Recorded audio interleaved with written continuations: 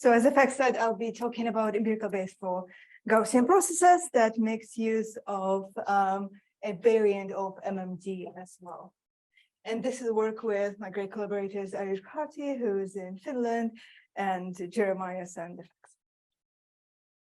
All right, so this work was motivated by the fact that Bayesian inference arose to kind of cater to the needs of experimental science, where the domain expertise is rich. There are people who have good understanding of the problem and are able to craft bespoke priors and likelihoods, and the data sets tend to be small and well curated and well understood.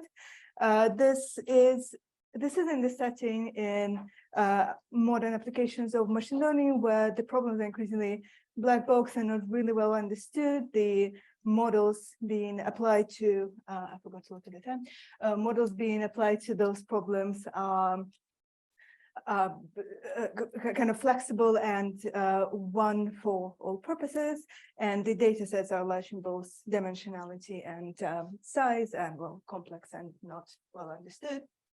And in this setting, the issue of modern model misspecification is exacerbated, where, as mentioned previously by multiple speakers, model misspecification is a setting where the true data generating distribution, here Q, lies outside of the family of models, here B theta for some parameter theta in capital theta, the parameter space.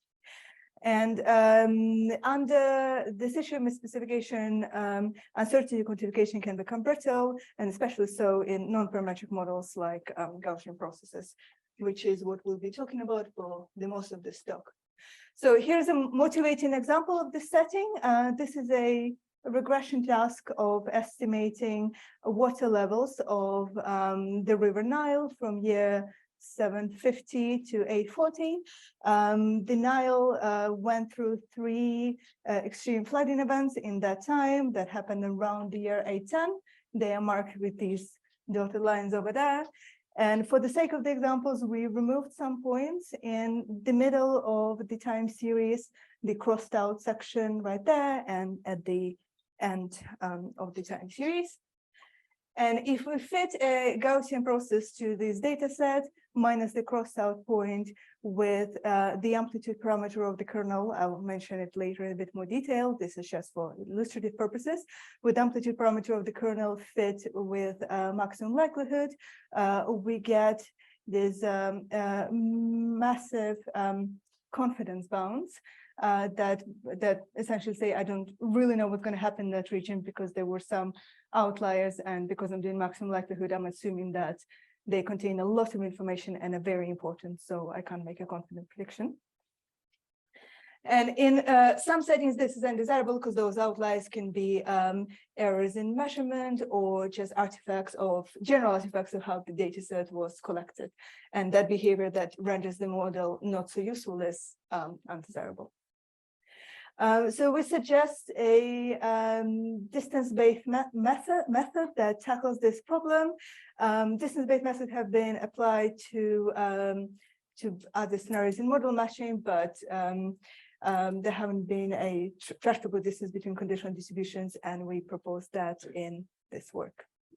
And the distance is called EMCMD, and here, and here we plot EMCMD with its a 95% credible interval on top of maximum likelihood, and we see that the behavior is, if those points are considered outliers, closer to, the behavior is closer to sensible. Before I move on to details of the MCMD, are there any questions on that part? Great. Okay, so the basic idea here is similarly to some of the previous talks based on kernel embeddings. When comparing two conditional distributions, we essentially need to look at the difference between, assuming that we are conditioning on a continuous space, we need to look at the difference between an infinite set of probability measures and versus another infinite set of probability measures. And the way we propose to do that is to map every conditional for each point xi into a reproducing kernel Hilbert space hy that as Ercacious do comes with nice properties and with the kernel trick will allow us to build a tractable distance. So basically, this is what happens. Let's say P and Q are two conditional distributions. We're conditioning on. Can you see the mouse here? Oh, great. We're conditioning on the space X, and Y is the output space. And let's say here on the Z-axis, we plot conditional kernel mean embedding, which is, okay, I didn't put the formula here, but it's the mapping mentioned on the previous slide of the conditional distribution P. We do the same for Q. Look at the difference between the two. Take the norm in HY space, and through this get a sort of a measure of difference between P and Q at each point in X. So if this works well, which will show that it does, at this point in X, low value for the norm of the difference signifies that here the conditionals are very close to each other, and perhaps here they are different, considerably different. But of course, we want to compare the whole condition distributions and not just at each point in X. So we summarize this purple curve here by taking a weighted sum over some weighting measure nu, and here nu is supposed to represent the importance of points in the space X, meaning so the nu here says that I really care about P and Q being similar over here, and don't particularly care about these bits of the space. And if we know nothing about the problem, it makes sense. If we know nothing about the problems and say X is bounded, it perhaps makes sense to set nu to be the uniform distribution. We can take nu to be the empirical distribution of the points X if they are available as input to the problem, or if we are in a setting where there is an underlying problem with a measure, such as a quadrature problem, nu can be the integration measure from the quadrature problem. Right, of course, in practice, we would be comparing a conditional distribution underlying the model and the real data generating distribution. And for that, we don't have conditional mean embedding in closed form. Instead, we have access to perhaps endpoints from the true data generating distribution. So we'll be approximating the conditional kernel mean embedding here with an existing well-known vector Valley-Kara approximation that Florence touched on in her talk. And we're also assuming that we don't have access to the weighting measure nu, and but we have L points from it, and we take this empirical approximation to nu.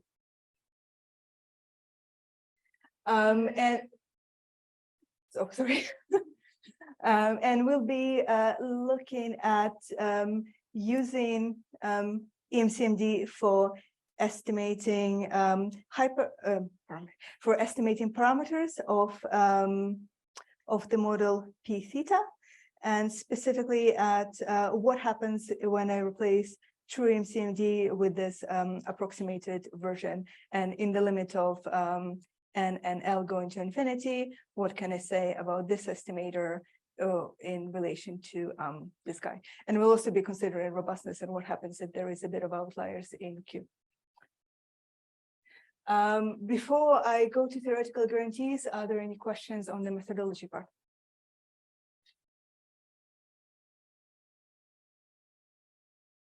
Cool. So the first two properties that we look at are consistency of the objective and the estimator, and consistency of the objective and the estimator. And we want to show two things.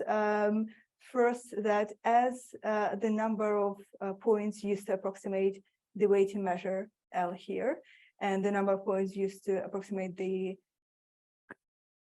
data generating distribution conditional kernel mean variance grow, we get the estimated objective gets closer and closer to the true one.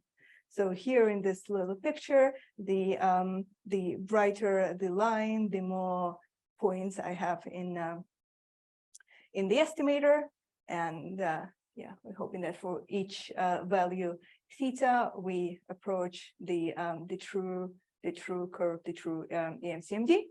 And if this speed of convergence in uniform under some mild assumptions on the space, I skipped the assumptions entirely. Some of them are kind of the expected things that we do in the EMCMD, like kernels are bounded.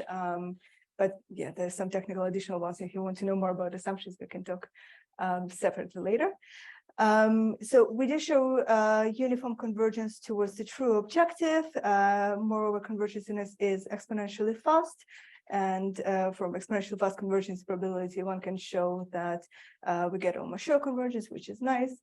And under some mild assumptions on the minimizers of these guys, we have convergence in probability of the approximate estimator to the true one, and that's also exponentially fast.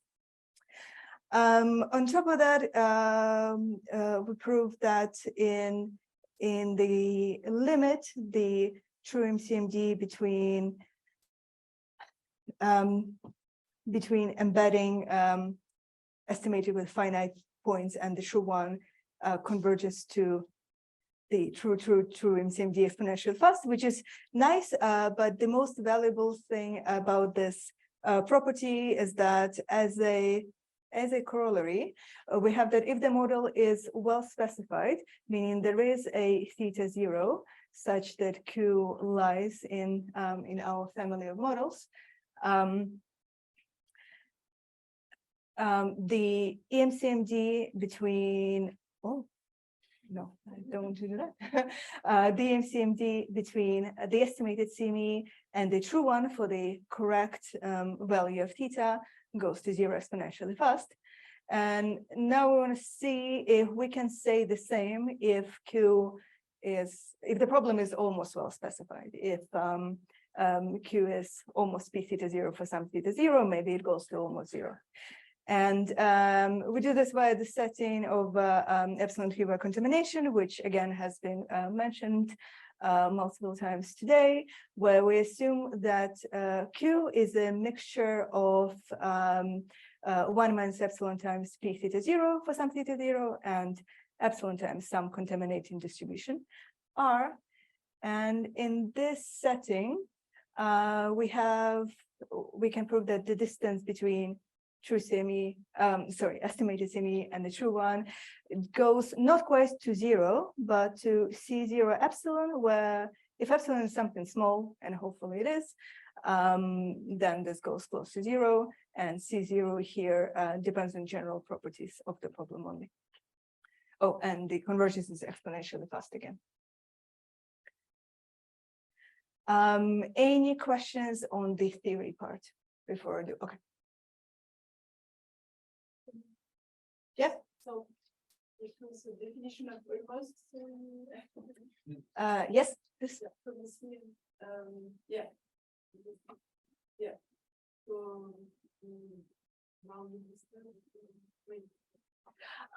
So this is just for the purpose of the presentation. This is the definition. Yeah, it's exactly that. It's exactly that. Yeah. This is just me presenting. Cool. Okay. I guess I have like a minute for experiments, so I'm gonna choose. Oh, okay. So we apply EMCMD to the setting that we showed in the motivation example at the very start of estimating the amplitude parameter of the Gaussian process kernel. If you don't know what that is, it doesn't really matter. What I want you to extract from this is that the amplitude parameter has a massive effect of on uncertainty quantification. These are two GPs that are the same, except for this one has amplitude 0.1 and this one amplitude 0.1. So the confidence bounds are much larger. And maximum likelihood, as shown in the motivating example, overestimates is not robust in the specification, overestimates the value of the amplitude in the presence of outliers. And we just showed that indeed happens kind of on a wider set of settings. This is us comparing maximum likelihood and EMCMD on the regression problem for wind farm modeling. This is a 4-dimensional problem where we basically predict the power generated from wind farms, and we plot how well calibrated the chosen model is if it was chosen with maximum likelihood versus EMCMD. This is proportion of data in certain credible interval versus what proportion will be in that interval according to the model. Anything over the y equals x curve is underconfident. Anything under is overconfident. So we see Emily being underconfident as shown in the motivating example, and EMCMD doing a bit better. This graph shows the same for some metrics that quantify the area under these calibration curves. Cool. So in the talk, we introduced EMCMD, a distance between conditional distributions, show the optimality of its approximation. And this is something I want to point out. I assume that this CME exists in closed form, which is a case for GPs with certain kernels, for GPs and certain kernels KY. The optimality results will hold even if we have to estimate this guy as well. So that's nice. And next, we want to apply that to robust generalized Bayesian inference. That's it.